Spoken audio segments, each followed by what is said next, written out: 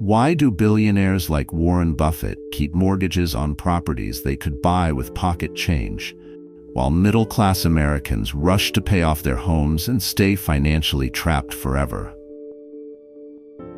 Rich people almost never pay off their mortgage early, especially after 50.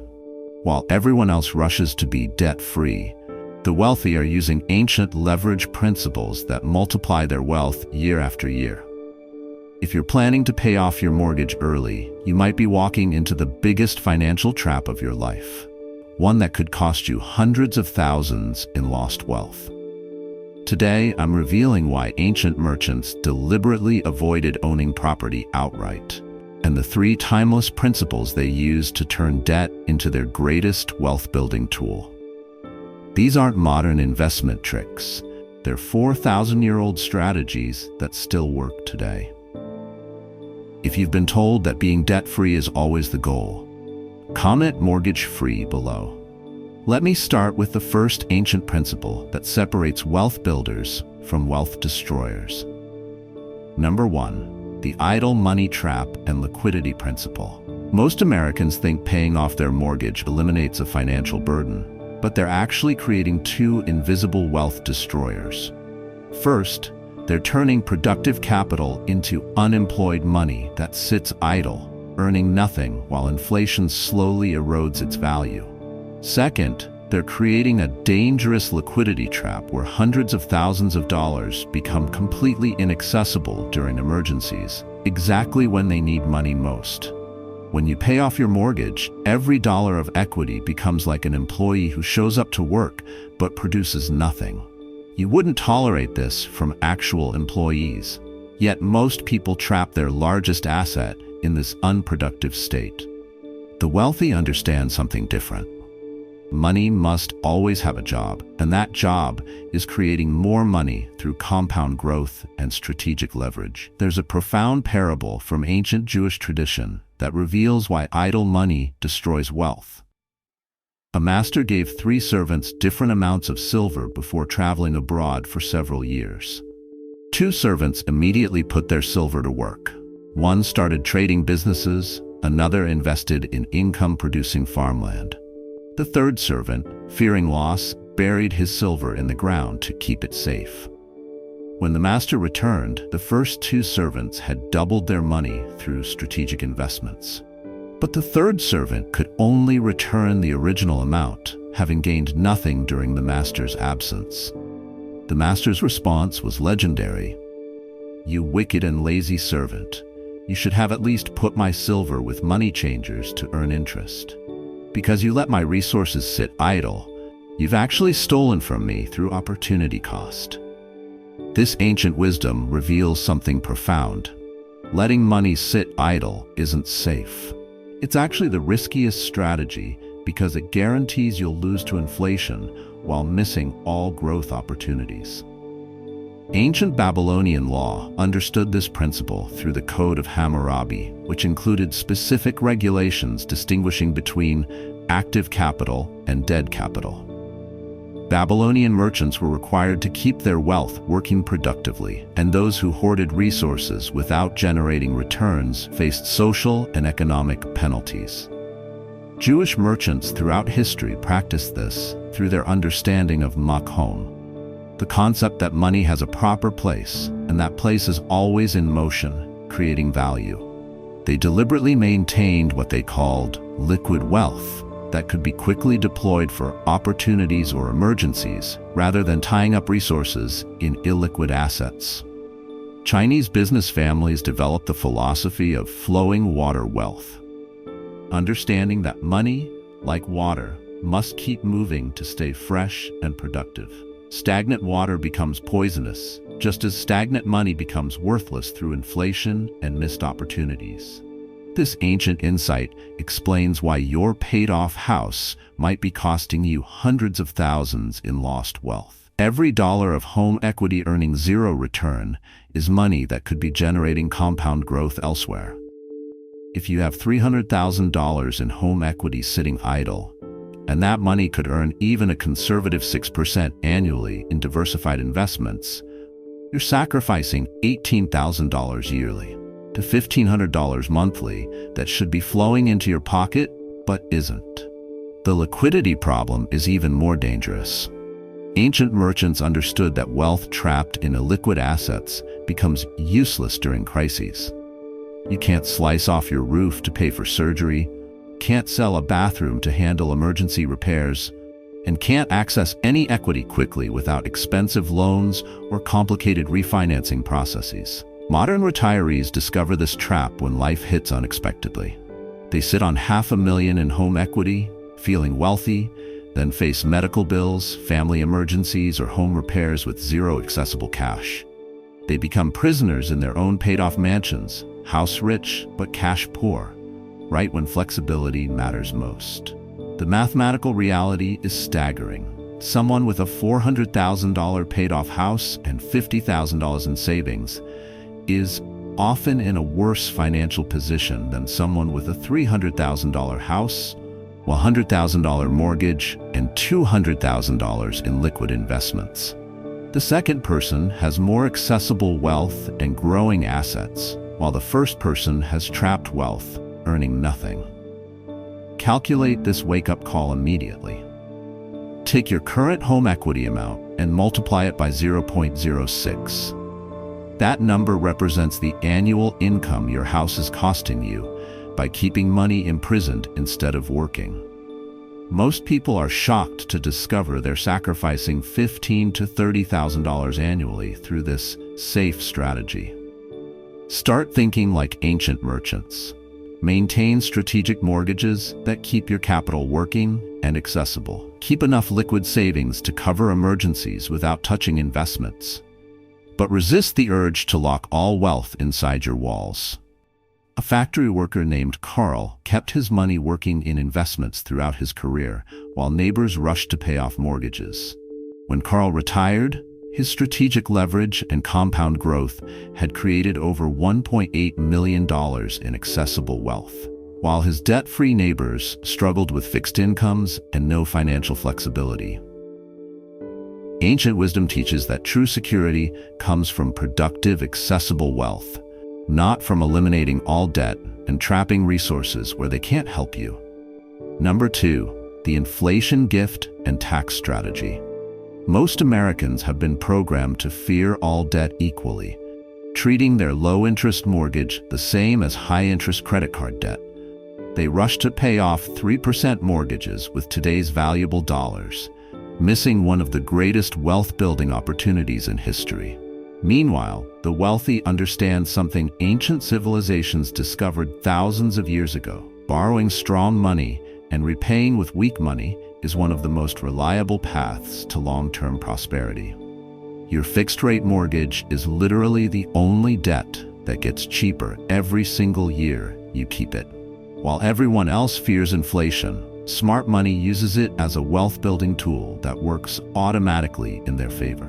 Most people don't realize they're throwing away a gift that ancient merchants would have killed for: the ability to borrow money at rates lower than inflation itself.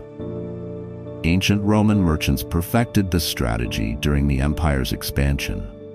Roman traders would borrow gold coins at fixed rates to purchase goods and properties, then repay those loans years later with currency that had been systematically devalued through imperial monetary policies. They understood that borrowing strong money and repaying with weak money was essentially free leverage that multiplied their wealth over time. The Roman system worked because their fixed-rate debts became progressively cheaper as the empire expanded and currency values shifted. A loan that seemed substantial when borrowed became trivial to repay years later, while the assets purchased with borrowed money had appreciated significantly. This wasn't financial trickery, it was mathematical certainty that protected and multiplied wealth.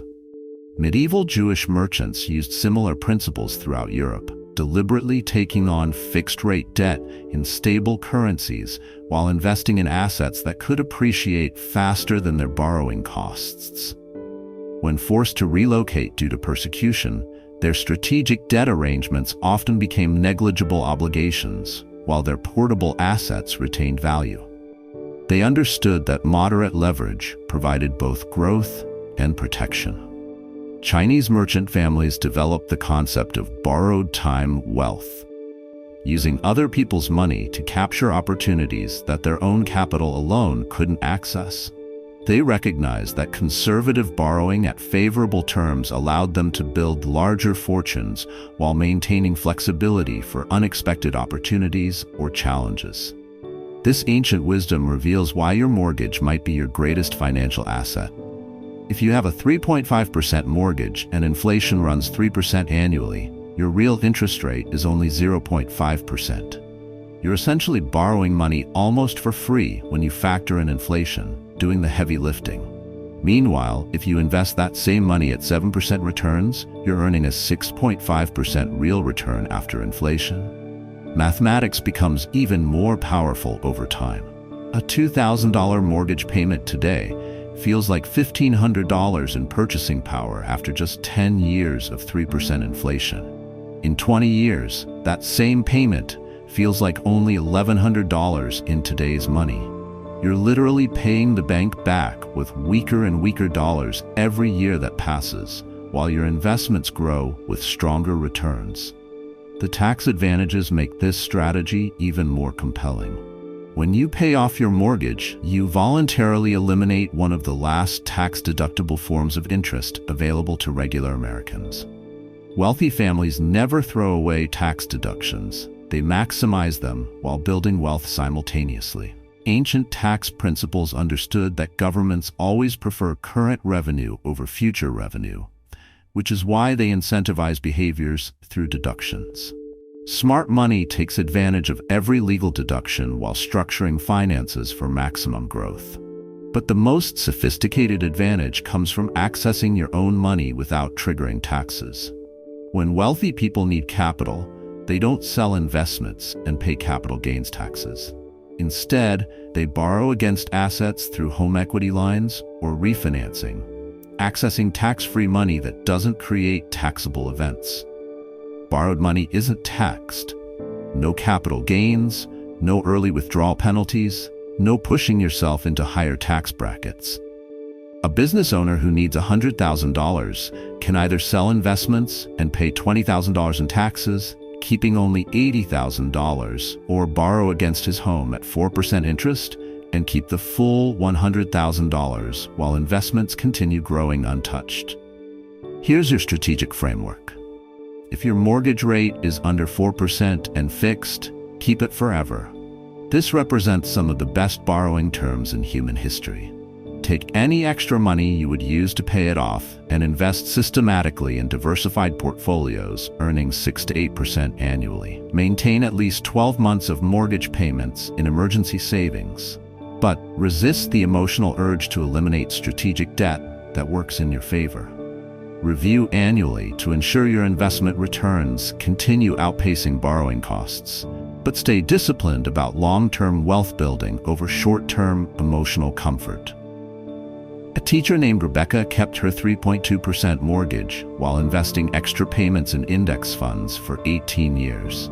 Her debt-averse friends rushed to pay off their homes and missed one of the greatest bull markets in history.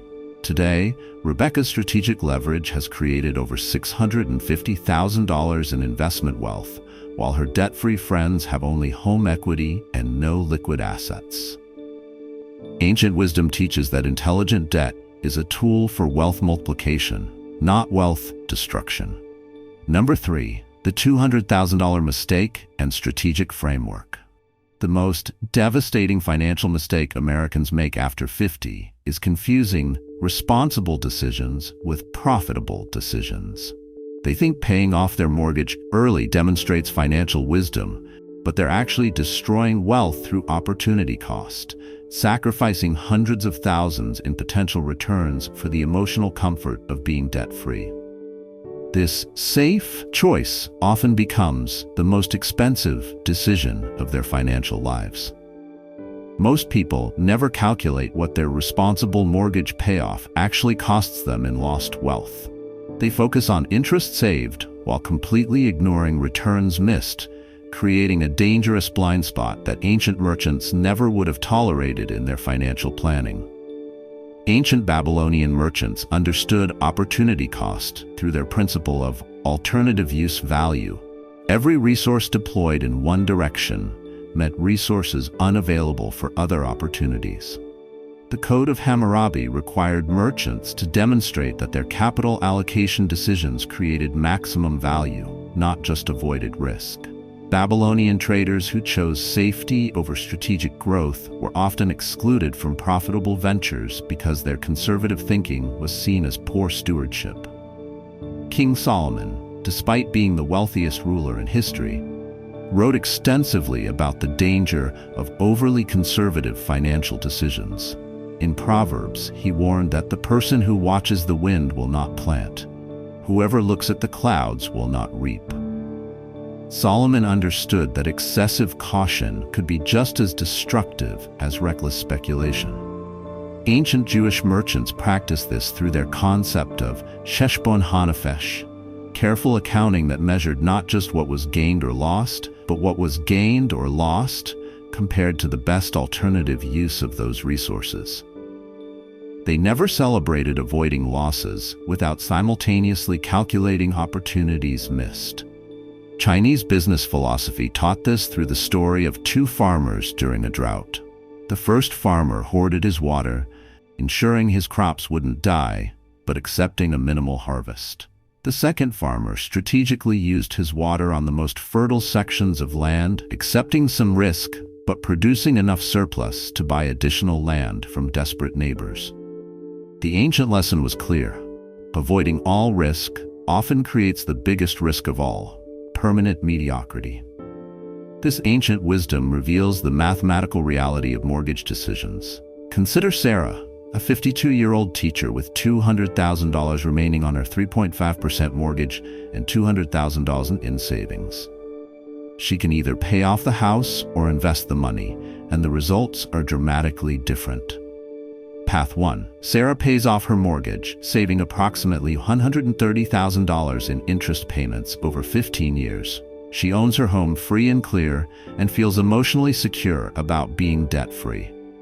Path 2. Sarah keeps the mortgage and invests $200,000 in a diversified portfolio, earning 7% annually, a conservative assumption for a 15-year time frame. After 15 years, her investments have grown to approximately $550,000. Yes, she pays $130,000 in mortgage interest, but she nets $420,000 in total wealth versus $200,000 in the first scenario. By choosing the safe path, Sarah actually loses $220,000 in wealth, nearly doubling her mistake. This isn't financial wisdom. It's financial sabotage disguised as responsibility. Here's the strategic framework wealthy families use instead. Step 1. Keep any mortgage under 4% forever. These represent historically unprecedented borrowing terms that may never be available again in your lifetime. Don't eliminate this advantage through emotional decision-making. Step 2. Invest the difference systematically in diversified portfolios, dividend-paying stocks, or real estate investment trusts that produce income while growing capital. Even conservative 6 to 7% returns will significantly outperform mortgage interest over time. Step 3. Maintain 12 to 18 months of mortgage payments in liquid emergency savings. This eliminates fear while maintaining strategic leverage. You can think clearly and act boldly when you know your home is protected regardless of market conditions. Step 4. Review annually, but stay disciplined. Markets fluctuate, but compound growth over decades consistently beats conservative debt elimination. Make adjustments based on current reality, not outdated emotions or inherited financial beliefs. This isn't just theory. It's the exact methodology used by financially free people over 50 who understand the difference between being debt-free and being financially free. They maintain strategic mortgages not because they can't pay them off, but because they understand control beats ownership every time.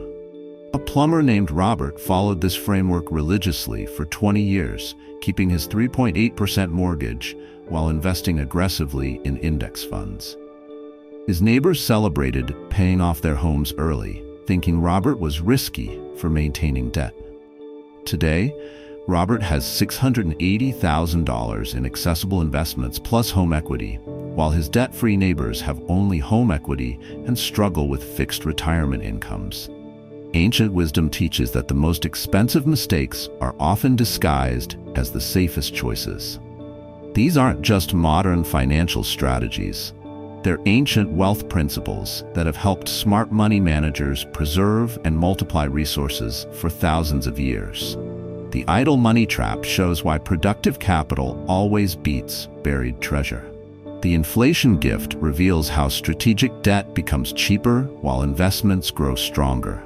And the opportunity cost framework proves that safe choices often destroy more wealth than risky ones. Ancient Babylonian merchants, Jewish traders, and Chinese business families understood something that modern Americans have forgotten. Your mortgage isn't your enemy when you know how to use it strategically. They built generational wealth by keeping money working, leveraging favorable terms, and thinking decades ahead instead of seeking immediate emotional comfort.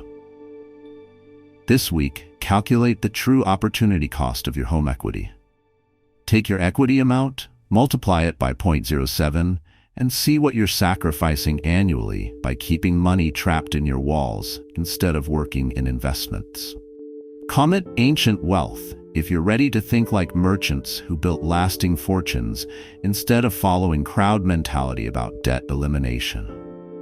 And if you want to see the specific investment strategies that work best with this strategic mortgage approach, the exact portfolios wealthy families use to turn 3.5% debt into 10% wealth building, let me know below. Your mortgage isn't your enemy when you understand ancient principles of leverage and opportunity. The choice is yours. Follow timeless wisdom into prosperity, or follow crowd advice into mediocrity.